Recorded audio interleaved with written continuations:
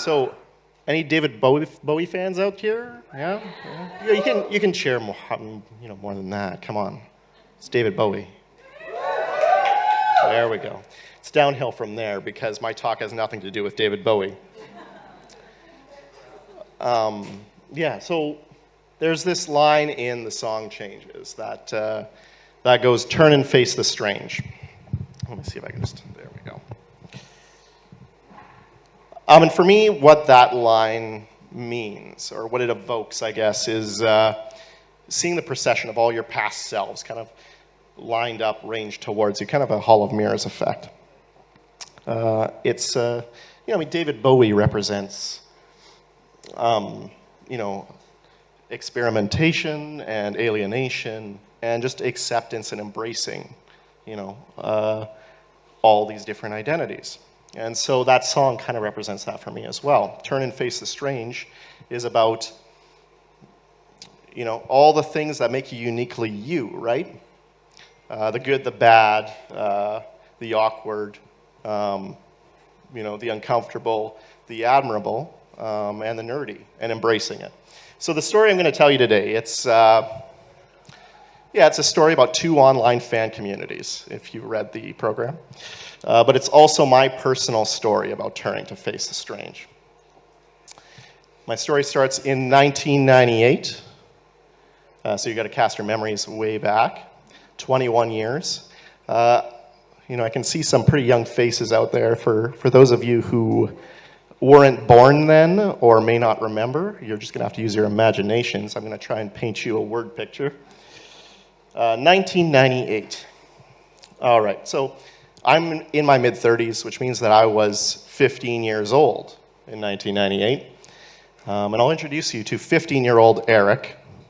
15-year-old Eric, he was a little introverted, awkward, desperately craving attention, never quite fitting in. Basically, your average teenager, right?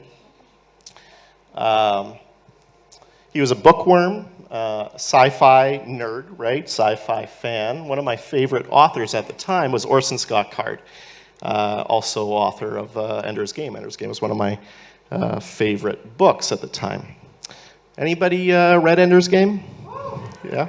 Yeah, it's a great story. So it's the story of Ender Wiggin, who goes to a training academy, battle school, in orbit around the Earth, where he trains to fight a race of aliens called the Buggers. Okay, so Card landed on this formula that has proven wildly popular for young heroes since then in YA fiction, right? So you see the protagonists like Harry Potter, Katniss Everdeen, Buffy the Vampire Slayer. They're all kind of the same model where it's these young adults, teenagers that have to face all the same, mundane, everyday angst that we all go through, and yet manage to achieve these extraordinary things, right? So this really spoke to precocious, misunderstood, young 15-year-old Eric. There's another book that I read right around the same time, by Card as well, called How to Write Science Fiction and Fantasy. Anybody read this one? Yeah, that's what I thought. So this is a very different book, a no-nonsense guide to getting yourself published. So 15-year-old Eric had goals. So I should say Card had, and he still has, a website called Hat Rack River. And it wasn't long before I discovered that website, in the shining newness of the World Wide Web, circa 1998. Does anybody remember what it was like to surf the web? Yeah? For those of you who don't know, surf is what we used to call searching the internet. For me, it was kind of like learning how to walk. Okay, so you toddle through your search, your keyword search. You enter random words just to see what would come up, because there was this feeling that there was just this wild mess of information out there just waiting to be discovered. And if you just found the right set of words, the right incantation, you could find something magical. It felt like the Wild West, like you were blazing a frontier. Or at least it did to 15-year-old me. To give you a little bit of historical context, right? 1998, Google was founded in September of 98. So Google, the premier search engine, synonymous with the internet today.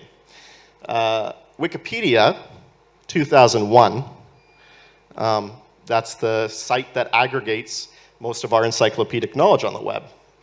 Social media, we got Facebook in 2005, Twitter in 2007. These are the sites that allow us to curate our online personas. So, this is Web 1.0. It's before all of this, right? So it really was a time of experimentation. It was a time of newness for those of us exploring it, especially if you were a teenager. Anyway, so it was in my toddler fashion, right? You saw the cute photo of the baby, right? Yeah, in my toddler fashion that I discovered Hat Rack River. All right, so what can I say about Hat Rack? Hat Rack, it was kind of your average website for a science fiction author. It promoted Orson Scott Card's books, his writing, and his projects. But it also had this section for writers groups, specifically young writers groups. So it was a web forum. You can see as this was cutting edge technology. Some of you may remember the bulletin board system. You can still find it on some backwaters of the internet.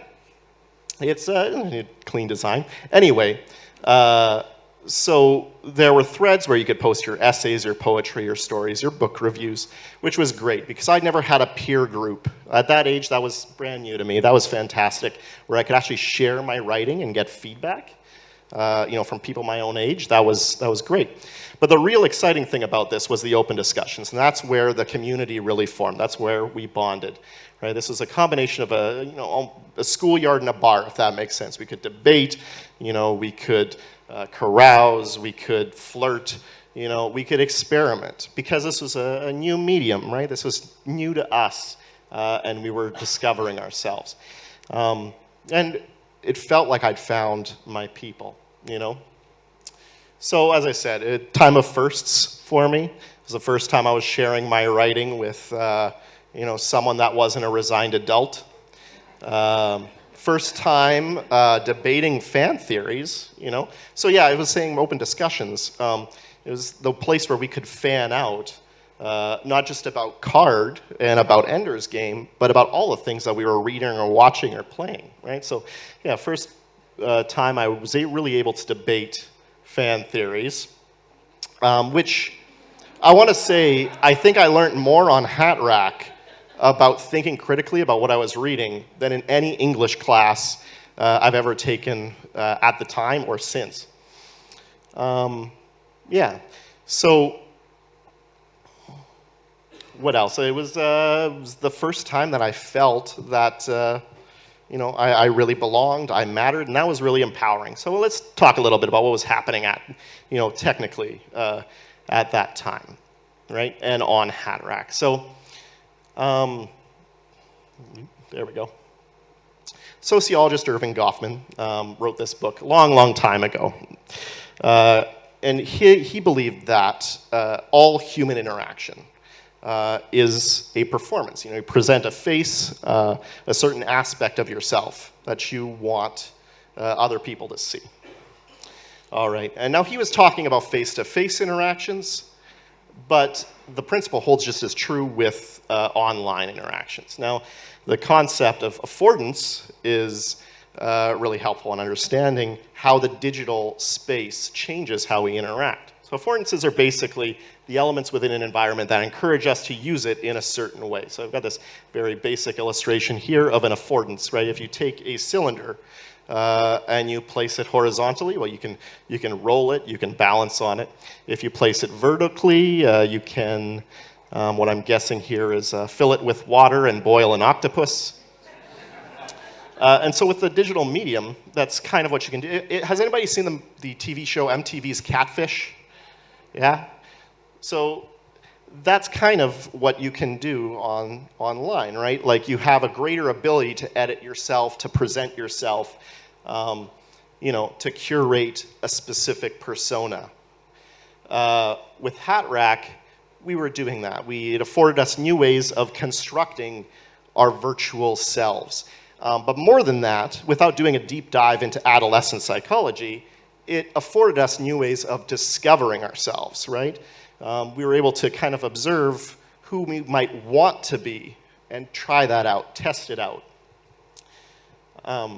Yeah, so that in a nutshell is how a group of young card fans and Ender Wiggin wannabes formed an online fan community. That's not where the story ends, though. So, as you can imagine, we were teenagers. There was the young writers group.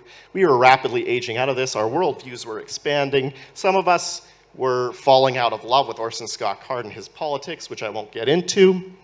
And so, you know, there was this rift that was forming. At the same time, we really cherished the community that we'd formed, you know, and the relationships that we had. We didn't want to let it go. So that's how Sleepless Whispers forums was born. You know, we were so angsty. Yeah, so what we did is we actually created our own space and our own community online. And at that point, we ceased to be defined as fans, you know, and we became what we call a community of practice, based around this idea of writing, debating, and creating, right? If you can read that last line there. What you're seeing here, this is actually the landing page for the forums. It still exists. I wrote this on Angel Fire. Does anybody, do you remember what Angel Fire is? Yeah? Crazy, yeah. Anyway. So we've had 20 years now to get comfortable with you know, digital technologies and social media. I gave you the whole history a little while ago about, you know, Web 2.0 and what's happened since then. So I am just trying to see here, just a show of hands, how many people have their smartphones out here? Yeah, yeah. I know there's at least a couple of you tweeting right now. How many of you have Facebook accounts? Show of hands, yeah. Oh, so keep your hands up. How many of you check Facebook every day? Yeah, it's still, you know, most of you. And how many of you use that news feed or, you know, your feed as a regular source of information? You know, none of you want to admit it, that's fine. So here's another question. How many of you take for granted the fact that, you know, most of the time you can connect and either send an email or a text or search the internet? Okay, so yeah, most of you. Oh, that's good. That could have backfired really badly on me. So I think that's the biggest change that's happened in the last 20 years, right, is that change in attitude. Now, 15-year-old Eric was on dial-up internet, okay? Some of you might recall this sound, maybe, if it plays. Oh. Yeah, there you go. Yeah. Beep, boop, boop. Yeah. Anyway, it's probably better that it doesn't play because it might trigger some of you. You can bet that 15-year-old Eric did not take his connection for granted. And yet, you know, I've got a permanently connected computer in my pocket today, right? So that has changed. The internet isn't really the Wild West, if it ever was that, right? I mean, that's what we perceived it to be. What it is now, maybe a better analogy, is urban sprawl, right? It's constellations and clusters of data. You know, there's organization, but infinite complexity. And so the information landscape has changed as well. Our behavior towards it and towards technology has changed even more, though, I would wager. And this is what I call post-digital information behavior. This is what I study as a PhD student. Post-digital information behavior, the ways we encounter, use, and share information when digital technologies are integrated into the fabric of our daily lives. What do I mean by that? Integrated, meaning that they're so commonplace that they're invisible. We don't think about it, you know? You're not thinking about the fact that you're checking Facebook on your phone. You're just doing it. So that's post-digital information behavior. One way of studying post-digital information behavior that I employ is studying online fan communities. I'm getting the 5-minute mark here, so I'm going to have to speed up my speech. Hopefully you can understand me. So, one online fan community that I look at is Fake Westeros. How many fans of Game of Thrones? You can just cheer. Yeah. Yeah, I mean, come on. Really? Nobody watches Game of Thrones in Australia. Good God. Okay.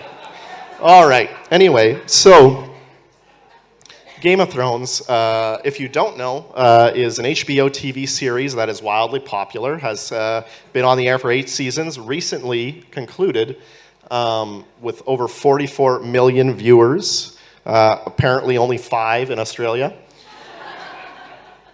And Fake Westeros now is a Twitter fan community. What they do is they role play in character while live tweeting episodes of the TV show.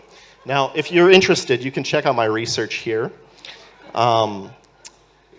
This is something I've been working on pretty recently. One of the things I wanted to look at specifically was how they reacted to the end of the season, or the end of the series, I should say, and you know, how they dealt with the conclusion of the series. Because, you know, what's happening here is we're getting the end of the story, the end of the fan object. So what happens to a fan community when the fan object goes away? You know, a lot of these members of the community on Twitter, they have accounts that are named after characters in the show. So would they just delete their accounts? You know, would they just stop tweeting? Because technically, if there's no new episodes, is there a reason for them to live tweet? Does everybody knows what live tweeting is, right? Yeah, okay, I'm not going to explain, that's fine. To answer those questions, you know, I've been looking at the tweets from the last season. Here are just a couple that I think are representative. And I think it answers the question somewhat. So I'll read Theon Greyjoy's here. He says, I've been thinking a lot about the show ending this week, and while I'm both excited, dreading it, and sort of not wanting to see it, I have realized that just because the show is going off the air doesn't mean the community is going anywhere. So clearly, they don't want their community to end, right? These relationships matter. So I'm faced now with a really interesting question in my analysis, and that is, at what point does a fan community cease to be defined by the fan object? With Hat Rack and Sleepless, there was a clear split, right? We were fans of Orson Scott Card and of Ender's Game, right up until the point that we moved, you know, and at that point we ceased to be defined as fans, right? Or at least of fans of Card. There's a fan studies scholar named Rebecca Williams who studies this specific thing called post-object fandom, which is, you know, what happens to fandoms or fan communities once the fan object ceases to produce new content. And she refers to this kind of relationship, or this kind of, you know, thing, as fan-fan pure relationships, meaning that our attachment is no longer to the fan object, right? In this case, Orson Scott Card, right? But to other fans, to each other, right? We became fans of each other. This is the same thing that's happening with Fake Westeros. Now, Fake Westeros, what they're going on to do now, it's really interesting. They've started a book club. Yeah, so they're reading the books that the show is based on, and they're continuing that on Twitter. The other thing that they're doing is, or at least anticipating to do, I'm sure if you're a Game of Thrones fan, you're aware that there are spin-offs planned. So, Fake Westeros is not going anywhere. But it's interesting how they've changed their dynamic, right? They also have this fan-fan pure relationship now. They're fans of each other. So it's really, at the end of the day, what's interesting to me is a lot of my research is about exploring these changes that have happened, you know, over the last 2 decades. That's really what the post and post-digital is all about. And yet, in comparing these two communities, what I've found is one way that they're actually the same, something that hasn't changed. So that's it, really. You're probably wondering what happened to Sleepless, right? And it's a difficult question to answer. This is my turning to face the strange part, you know? I don't really know. I know without much fanfare in 2006, the site was taken down. In 2006, at that point, you know, I had moved on with my life, as I think many of us who, you know, grew up in the late 90s with Hat Rack and moved on to Sleepless had done as well. You know, university, work, family, these things happened. The social anchor that Sleepless represented was no longer there for us. And I think maybe if there is a takeaway from my talk, there's something that I can give you, and hopefully it's not too depressing, is that change is inevitable, it's relentless, and you know, the only thing we can do is embrace what's come before us, and then turn and face the future. That's it.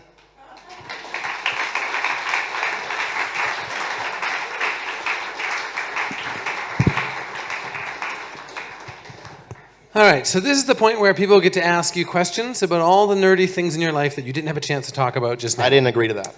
So, too bad. Any questions for Eric about fan culture? Got one right away, yep. Great question. Did you stay friends with anybody from Sleepless? I did, and actually before this talk, I kind of passed, you know, I talked to them over Facebook. We kind of have a Facebook group. And just asked them what they thought about Sleepless and what they remembered now. I actually have 2 extra slides here. I didn't want to get in, because this kind of, you know, I could have a whole other talk on this. But 2 people in particular. That's the nerdiest thing that anyone's ever done. Oh, in response to your question, which I've already anticipated, I'd like to extend my talk by 5 minutes by answering this question with these slides. You're just, don't get sour because I'm messing with your time. So, they asked the question, they deserve it. I respect it. I respect the question. Right, so I did, yeah, and they had some thoughts themselves on what Hat Rack and Sleepless meant to them. So we can just look at Janice Aurora's here. Yeah, the community was super significant, I think, for a lot of us. And as I mentioned, we were teenagers at the time. So it was formative.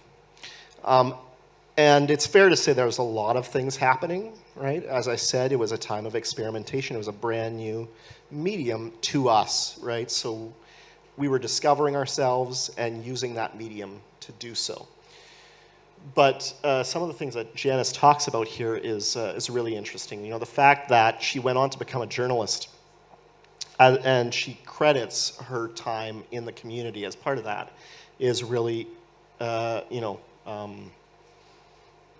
validating, I think, for me. But I should point out, not all of our experiences are positive, right? I mean, there's certain, you know, uncomfortable and perhaps toxic elements of social media, online interactions that, you know, we encountered even then. I mean, it's clear now on social media, but even then in 1998, we were seeing that.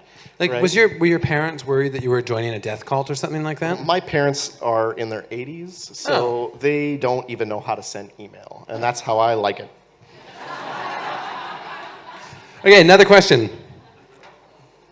Yep. Do you have any thoughts on Orson Scott Card being cancelled and cancel culture in general? Do you have any thoughts on Orson Scott Card and cancel culture?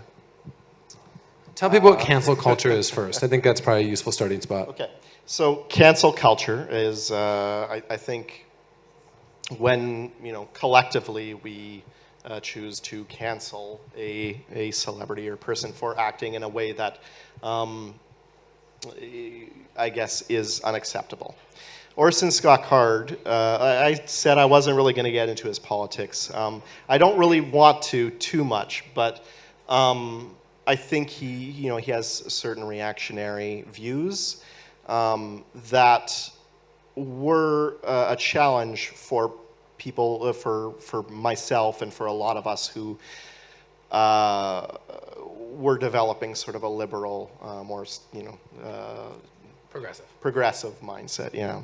Can I ask, sorry, there's a question there. I'll ask her a real quick one. If you have, there's a lot of people in the audience, you're up next, who have children, I'm guessing. If they're getting interested in fan communities, what advice would you give to those parents for their children? Oh, that's a good question. I think I would, be aware of what your children are doing online. Number one, don't be my parents. But at the same time, understand that this is, it's a time of growth, right? So a lot of what, they're doing that may seem transgressive, that is also, that's part of growing up. So I think that's important. Don't want to censor their entire lives. So, I'm not a parent, so I don't want to presume to tell you how to parent your children. But, there's probably a certain common sense way of thinking about that in terms of what age maybe you want to allow your children to go online and to experiment and find online communities and explore those passions that they might have, because you don't want to, stunt them. Next question. Yeah, just comparing the internet from like 15, 20 years ago. Mm-hmm.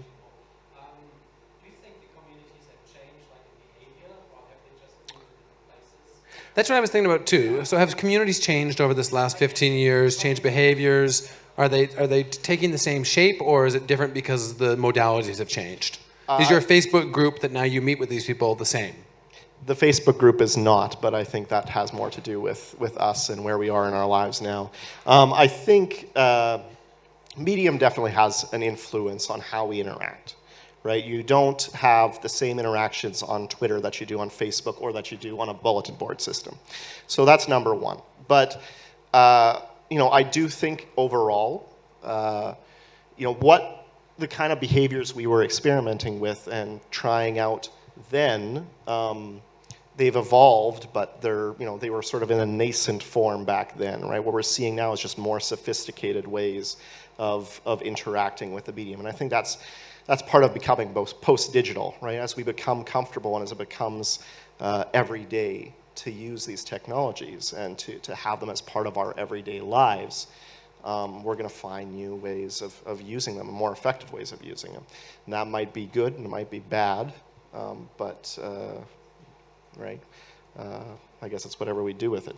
But as Canadians, we'll find out tomorrow, because there's an election in Canada tomorrow. Yep. Question over there, and that's going to be the last one, then we'll wrap it up. Have you met these people in real life? Oh, that's a great question. That's a great question. A lot of the Hat Rack and Sleepless community have met each other in real life. I only met one person from that community in real life. Yeah. How was it? We dated for 2 years. So it was good for a bit. That's right, yeah. My last question, is there a hat rack? Because I think that's a great marketing opportunity. It would have been, but there wasn't. Ah. It was Hat Rack River, right? So I don't really, it was one of the books of cards that I didn't actually read. Ender's Game, fantastic book. Its sequels, some of them, pretty good. Not some of his other books, not so much. Put your hands together for Eric, please.